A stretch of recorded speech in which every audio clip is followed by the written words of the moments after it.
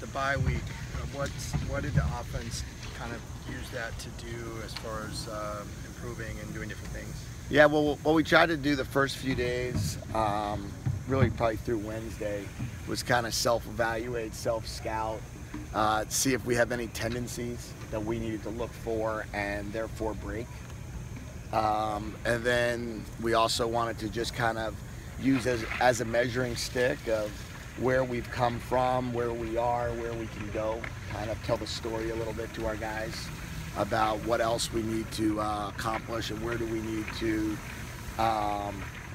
where do we need to get to, right? What do we need to be better at, and we talked about that and kind of talked about the fact that, hey, we're in a situation right now where we need to build on some of the things we've done on offense and then really improve on some other areas which will really help us become better on offense.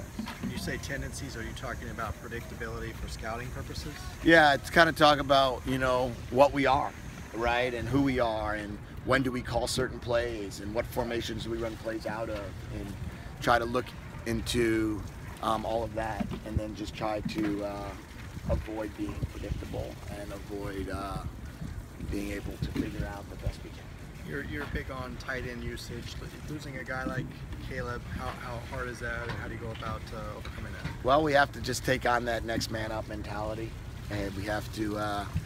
We have good tight ends in the program, and it'll be fun to see some of those guys take on bigger roles. And then, unfortunately, it's unfortunate for Caleb, as he was having a real nice year in terms of catching the ball. How different is Austin Roberts in terms of a style of tight end compared to you? Not that different.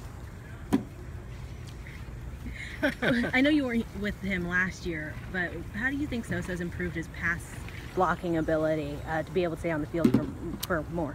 Yeah, I don't know as much how he's improved it from last year, but I could say that he's got a really good feel for it. He understands protections really well, and that's a huge advantage for a running back, that if they can, it's going to keep him on the field more because it gives you the ability to run and pass, right? So he's helped us in that regard. He understands how to, not just who to pick up, but can play with a physicality with it as well.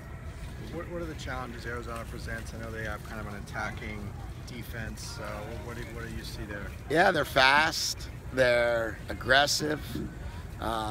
They pressure. They mix their coverages. They play a lot of different variations to different sets. So they've done a lot of good things. They've had some low-scoring games. Houston game I could think of was 19-16. The Oregon game, or Utah game, was like 30-23 or something in that range.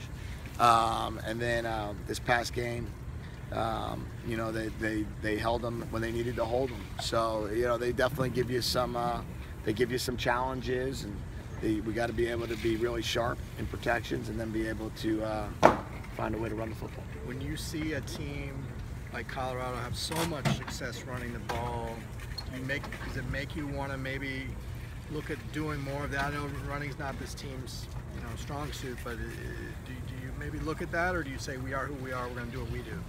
I think you have to not fall into a trap of trying to be another team.